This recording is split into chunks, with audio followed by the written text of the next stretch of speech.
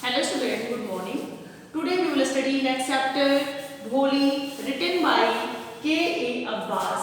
This is a story about a little girl whose name was Bholi. इस chapter नाम एक छोटी सी बच्ची का है जिसका नाम था भोली। बट उस भोली का रियल नेम सुलेखा था, लेकिन भोली कैसे उसका नाम हो गया? वो बहुत सारे सफर करती है अपने लाइफ में, फिर उन सारे प्रॉब्लम्स मतलब किस तरह से सफर करते हुए अपने सारे प्रॉब्लम्स को वो खत्म करती है, ये इस चैप्टर में हम पढ़ने वाले हैं। ठीक है, ये चैप्टर है जो ना, ये इतना इम्पोर्टेंट चैप्टर है। ये चैप्टर जो है आप इसको कॉन्सेंट्रेट करेंगे, क्योंकि इस चैप्टर से प्रीवियस डे जो भी आपके प्रीवियस ईयर रहे हैं उसमें बहुत सारे क्वेश्चन पूछे गए हैं। सो आप सभी लोग कॉन्सेंट्रेट करेंगे because I will explain the summary of this chapter. Okay, so listen carefully. जो भोली है ना, उसका रियल नेम क्या था? सुलेखा नाम था। उसके फादर का नाम था रामलाल। ठीक है, इस चैप्टर के रिलेटेड राइटर के बारे में मैंने बताया कि ए अब्बास का ये लिखा हुआ चैप्टर है।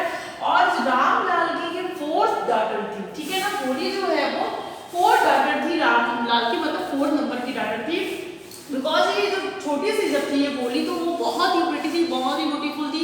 लेकिन जब वो 10 मंथ की तभी वो अपने कॉट से गिर जाती है, जिसकी वजह से उसके ब्रेन में चोट आ जाती है। इसके उसके सम पार्ट जो है वो डिस्टर्ब हो जाने की वजह से वो थोड़ी सी डर रहने लगती है, यानी कि लोगों से थोड़ी थोड़ी, मतलब उसको लोग हमेशा ये सोचते हैं कि बहुत ही पुलिस टाइप की है, बहुत ही बुद्धू है, इस तरह से। लेकिन क्या होता है कि जब उसकी जो 4 सिस्टर, जो उसकी जो 3 उसकी जो बड़ी सिस्टर्स थी, उसके 2 ब्रदर भी थे, तो उसमें सबसे बड़ी उसकी जो सिस्टर थी उसका नाम था राधा, जो जिसकी मैरिज हो चुकी थी। उसके बाद उसकी सेकंड नंबर की सिस्टर थी जो मंगला थी, जो अभी सेटल होने वाली थी। फिर थर्ड नंबर की जो सिस्टर थी वो भी सेटल होने वाली थी। तो इस तरह से जब उसके भोली को लेकर के उसके जो मदर और फादर है ना, बहुत ज़्यादा, मतलब बहुत ही ज़्यादा चिंतित करते थे। बिकॉज एक बार क्या होता है कि जब वो बचपन में ही उसे चिकन पॉक्स की वजह से उसके मतलब उसके फेस पे बहुत ज़्यादा स्पार्क्स, चिकन पॉक्स हो गया था, जिसकी वजह से उसके फेस के जो स्पार्क्स थे ना वो खत्म नहीं होते। तो एक ये प्रॉब्लम ये हो गई थी कि उनके मदर और फादर को ये लगता था कि भोली एक तो जो ये मतलब ब्यूटीफुल भी नहीं है, और इसका मतलब जो माइंड है ना वो भी वीक है, कुछ समझ नहीं पाती। तो इन सब चीज़ों को लेकर लगता था कि इसकी आगे की लाइफ कैसी होगी, इससे मैरिज कौन करेगा, ये सारी चीज़ें प्रॉब्लम थी। फिर क्या होता है, राधा के बाद उसकी सेकंड सिस्टर की, उसका नाम मंगला था। जब उसकी मैरिज होती है ना, तो उस टाइम भोली जो थी, ये भोली जो है वो 7 इयर्स की थी। और 7 इयर्स की थी, 7 इयर्स के समय उसकी सिस्टर्स की वो मैरिज होती है, सेकंड सिस्टर की। और उसी समय उनके स्कूल में प्राइमरी स्कूल ओपन होता है, जिसकी मतलब वो ओपनिंग में मतलब ये स्टार्ट जब होता है तो वहाँ पे तहसीलदार वहाँ आते हैं। और उसके बाद उसके जो तहसीलदार थे वो रामलाल से, यानी भोली के फादर से ये कहते हैं कि तुम्हें अपनी लड़कियों को यहाँ स्कूल में पढ़ने के लिए भेजना चाहिए, बिकॉज तुम एक गवर्नमेंट एम्प्लॉई हो। अगर तुम ऐसा करोगे तो तुम्हारे इस मतलब इस पूरे इस विलेज के लिए एक बहुत ही अच्छा एग्जाम्पल बनेगा, और तुम ऐसा करोगे तो इसको देख करके सभी लोग मतलब आगे बढ़ेंगे।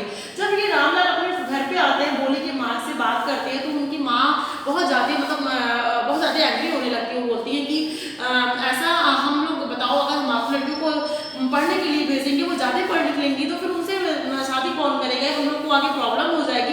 बिकॉज उस टाइम जो था ना, ऐसा लगता था कि मतलब जो एजुकेशन है वो बॉयज़ के लिए, गर्ल्स के लिए नहीं है। तो ये सारी प्रॉब्लम थी, जिसकी वजह से क्या होता है कि वो अपने दोनों सिस्टर्स को, जो दोनों डॉटर्स को नहीं भेजते हैं।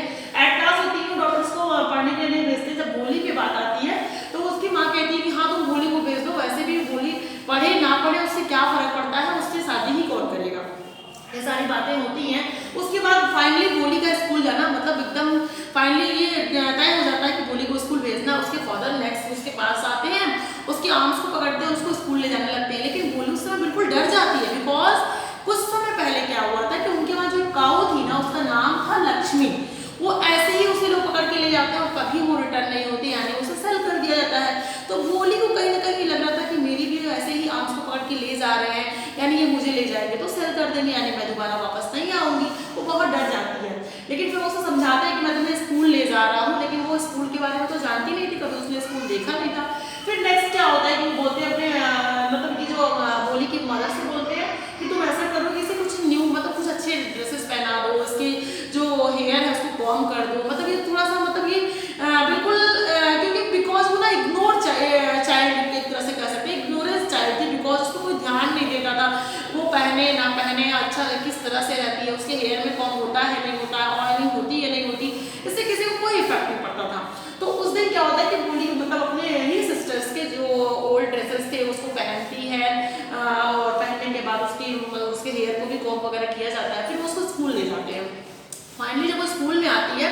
पहले तो बहुत डरी डरी सी थी, फिर जब वो बैठती है वहाँ पे देखती है कि स्कूल का जो इन्वायरमेंट है ना वहाँ और भी बहुत सारी गर्ल्स हैं और वहाँ सब नीचे बैठे हुए हैं, वो बैठते हुए उसे लगता है कि हमारी से इन सबों से मतलब हमारी कोई दोस्त बन जाएगी, फ्रेंडशिप हो जाएगी। वहाँ की वॉल्स को देख करके काफ़ी खुश होती है, बिकॉज उस पर बहुत सारे पिक्चर्स थे, बहुत सारी पेंटिंग थी।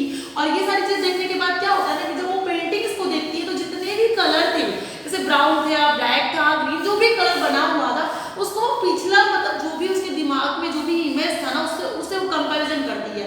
जैसे कि ब्राउन कलर है तो उसे लगता है कि हमारे वहाँ का ये ब्राउन कलर है। जैसे पैरेट उसने देखा ग्रीन पैरेट बना हुआ है तो उसे लगा मैंने इसे मैंगो ट्री पे देखा है कि पैरेट जो है वो मैंगो ट्री पे इसी तरह से होते हैं, सेम ऐसे ही रहते हैं। फिर काऊ को देखती है तो उसे लगता है कि यार हमारी जो लक्ष्मी थी, काऊ थी, वो भी बिल्कुल ऐसे ही थी। उस तरह से वो कंपैरिजन करती है और ये सारी चीज़ें उसकी टीचर्स दो तीनों वॉच करती हैं। जब उसकी टीचर्स उस टाइम उसके पीछे आती हैं, खड़ी रहती हैं, तो जब भोली ने उन्हें देखा तो बहुत डर गई। उन्होंने पूछा व्हाट इज योर नेम। जब उसका नेम पूछा जाता है तो वो तो बिल्कुल रिप्लाई नहीं दे पाती, उसे नहीं पता था। फाइनली उसे बोलने में भी प्रॉब्लम होता था, वो स्टेरिंग करती थी यानी कि तुतला करके बोलती थी। तो जब वो थोड़ा सा बोलने का प्रयास करती है तो उस समय उसे लगता है कि हम मतलब जो भी वहाँ गर्ल्स हैं और लोग हैं वो हंसने लगेंगे, मेरा मजाक उड़ा रहे हैं। और इस तरह से वो बिल्कुल नीचे ही देखती है, अपने टीचर्स को भी नहीं देखती है। फाइनली क्या होता है कि बेल लग जाती है, स्कूल ओवर हो जाता है, सभी अपने घर जाते हैं। लेकिन भोली अपनी जगह पे ही बैठी थी, वहाँ से उठ नहीं रही थी। उसके टीचर्स बाद में आती हैं, उससे बात करती हैं, बहुत ही प्यार से उन्होंने बहुत ही प्यार से उसके नाम को बुलाया भोली। तो उसके लिए भोली के लिए कि जो उसकी उनकी आवाज़ थी ना एक मतलब इंस्पिरेशन बन जाना, बिकॉज इस तरह से उसकी अभी तक की लाइफ में उसे किसी ने इतने प्यार से उसके नाम को नहीं बुलाया था। और उसकी चीज़ें सुनकर तो काफ़ी खुश होती है। फिर उसकी बातचीत में मतलब वो भोली को उसका नाम बोलने के लिए कहती है, वो नहीं बोल पाती, फिर से स्टेरिंग करने लगती है, फिर से तुतलाने लगती है। लेकिन बार बार वो उसे प्रेशर मतलब उसे बताती है कि कोशिश करके देखो। इस तरह से फिर क्या होता है कि फाइनली जब उसकी जो प्रैक्टिस थी ना वो सक्सेस हो जाती है और इस तरह से भोली अपने नाम को बोल लेती है। उसके बाद उसके टीचर ने उन्हें उसे एक बुक दिया जिसमें बहुत बड़े बड़े से पिक्चर्स बने हुए थे, अल्फाबेट की बुक थी। बोलती बोले जिस तुम ये बुक खत्म कर लूँगी तो मैं तुम्हें नेक्स्ट बुक दूंगी, उसके बाद मैं नेक्स्ट बुक दूंगी। और इस तरह से इस पूरे विलेज में ना तुम एक अच्छी गर्ल्स हो जाओगी, तुम्हारे पास एक अच्छा एजुकेशन होगा, तुम जो चाहे वो कर सकती हो। ये सारी चीज़ें सुनकर के भोली बहुत ही खुश होती है, क्योंकि बिकॉज अभी तक के लाइफ में उसके साथ ऐसा कुछ भी नहीं होता हुआ था। कोई उसे ये नहीं बोलता है कि तुम कुछ कर सकती हो, तुम्हारा फ्यूचर अच्छा होगा। इस तरह से ये सारी चीज़ सुनने के बाद भोली को बहुत अच्छा लगता है। फाइनली वो अपने घर आ जाती है। इस तरह से उसकी जो मतलब ये स्कूल लाइफ थी ना वो इस तरह से चलने स्टार्ट हो जाती है। फिर एक बार की बात है कि जो भोली है ना उसके बाद उसके जो फादर है, उसकी मदर है, उसके मैथ्स को लेकर के भी काफ़ी टेंशन थे कि आगे क्या होगा।